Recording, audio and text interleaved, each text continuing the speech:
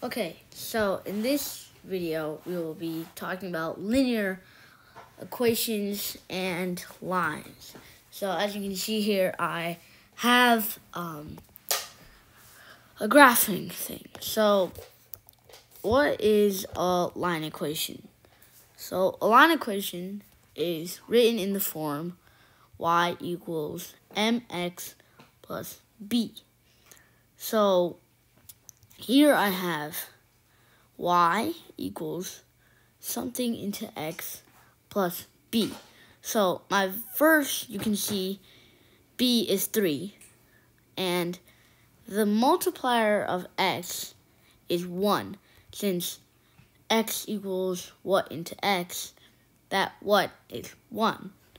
So our values here is y equals 1 into x plus 3. So what is each value? So b is, you also want to write it in the form of y equals x plus 3 so that you can easily find what b is. So here it's how far the y value is from the origin, 0, 0. So in this case, it's 3 away.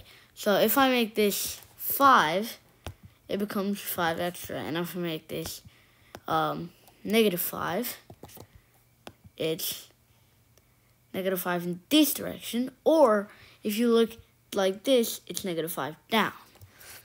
So that's how it works. Now, the slope of a line is you take away b. So what you do is you just take away the negative 5. And then you look at the ratio. So the ratio here, I move 1 to the left and 1 down to the right. So that's 1 to 1. So that means y over x equals 1 over 1. And that makes sense because y equals x, and x over x is equal to 1 over 1 because y equals x, and y over x is x over x. So that means that the slope of this line is 1. It goes up in direction. So what about y equals negative x? So now you have one going to the right, not to the left. And that means it's negative 1. But when you're going down, it's the same exact value. That means that the slope would now be negative 1 over 1 because, 1 over negative 1. And so this becomes the same as y over negative x. Okay, multiply each side by negative 1, and it all makes sense, right? So now, it's easy to understand that. Now, first of all, the slope of the line is basically the value of m. So if I make y equals negative x, the real thing about this is that they're going down and m is negative 1. Since if I just put a 1 here, nothing changes. But if I put a 2, the slope will be negative 2. See? Now you can see I move 1 to the left, negative 1, but 2 down. 2 down. Okay? So that means now I have my slope will be negative 2. Because 2 over negative 1 is negative 2. So now that's how you calculate m. Now we already said b was how far away it is from the origin of the y. So now if I asked you, what would a line, let's say you didn't see this, the part that I'm writing this, could you just find out what the equation I'm writing right now would be? So let's say you didn't see this. Okay, you did not see this. You do not see this. Now try to find. Take a pause and figure it out. So what you should do in this scenario is look how far it away is from the origin to calculate b. So now you know it's 5 since it's 5 units up, which is positive. Now because of this, you know b. So you know y equals mx plus 5. Now you need to find m, which is the slope. So let's find something we know. So we know this. So let's go 1 to the left, which means it's 1 positive and 1 down. So that's positive 2. So now you have 3 over 1, which means the slope is 3. And that means your m is 3. So now you have y equals 3x plus 5. So now you can see here that that's exactly what this equation is. Exactly. And yeah, that's how a line is defined. Now, let's talk about curves. Curves is dealing with squares. So if I make, let's delete this. If I make y equals x to the power of 2, now look at here. Look what I have here. I have a line. So let's see what the values of these. Are they correct? Well, negative 1 to the power 2 is 1, so that's correct. Negative 2 to the power 2 is 4, that's good. Negative 3 to the power of 3 is 9, that's good. And it's the same here, since if you have the base of a power, negative or positive, and the exponent is 2, it's always a positive, so the heights will be the same. Now, because of this, if I keep going out, the heights will stay the same. It's just that you basically cut this in half and mirrored it. Let me go back in, because that's really big. What the heck?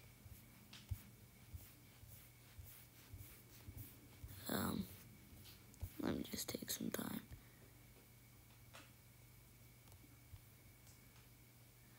Yeah, this should be good. Alright, just need to go down, down, down. Okay, you know what? Let's just go out. Make my job easier. This will become better.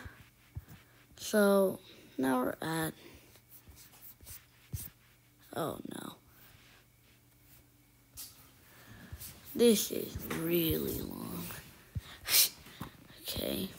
Now, zoom out even further. So now we're at the origin. And let's zoom in on that.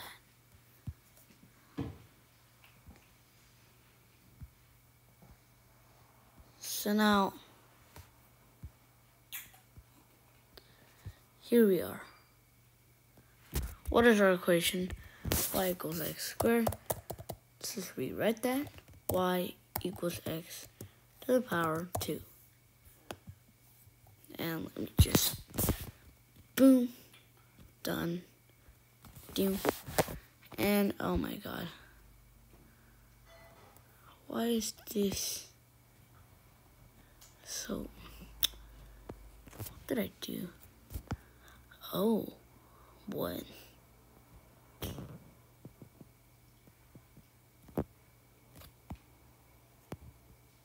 Okay, this seems better. Okay, so now, as you can see here, the heights are completely fine and they're all good. So, now, let's see what a negative one will be. Okay, this will be a little weird, okay? Negative y equals x to the power 2. Now, I just flipped it over. So if I make this x to the power -1, look at this. What is this? These don't even connect. I just made 2 lines out of something that I didn't even know. So what is x to the power -1? Well, it's 1 over x to the power 1, so it's 1 over x. So y equals 1 over x. Okay. So what if x is 1? If x is 1, then y is 1. So let's see. Let me just... So, oh my god, let me see my man. So x equals 1 right here, y equals 1 right here. That makes sense.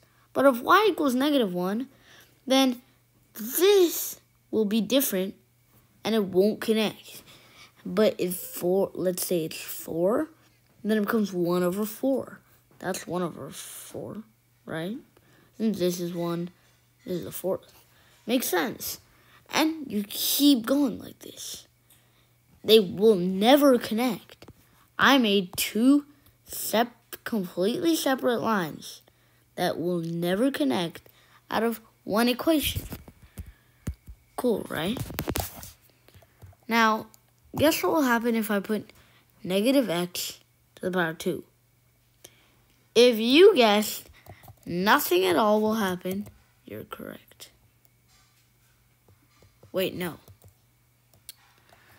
If you guessed that it would flip over, you're correct. But what I was thinking was this instead of the thing that they were thinking. They were thinking this. This is what they were thinking. That's flipped over since you negative the value they already got. So, yeah. Now, what is y equals x to the power 3? You were not expecting that, unless you know what was going to happen. So 1 to the power 3 is equal, so we need to zoom out a little bit for this. This is going to get fat and super big. So y equals x to the power 3. Now, as you can see here, okay, we can't even see 1. This should be a little good. Yeah. So now here, you see 1 goes with 1, since 1 to the power 3 equals 1. But then here it goes 2, and that becomes 8. Makes sense. Same here. But 0 to the power thing and negative works. You don't go positive again, because -1 to the power 3 is -1 into -1, which is 1. But then you multiply that by -1, and that gets -1. So now you go like a curve. So if you mirror only one part of it, it will become the same thing. So that's just this curve. But what I'm saying is you only mirrored this part of it. You only mirrored this part. And that means that it will have to be like that. So what do you think x to the power 4 would be? Well, you guessed it. It will just be the same curve as x to the power 2, but it will be more exponentially gradually. See? Just exactly what I said. Exponentially. Super high. So, let's see. What is -x to the power 3? Since negatives actually work here. Now it's flipped again because you're in different quadrants. Now, because -x to the power 3 is negative, and you can separate the x to the power 3. So that means you have a positive, and then that negative sign makes it negative. So now if you have x to the power, if you have x1, then it becomes -1 to the power 3, which is 1, which is just a flipped flipped curve. So that's basically what a curve is and all its properties. So that's it for this video, since we covered everything. Everything. Tell me if I'm right or wrong. I will need it.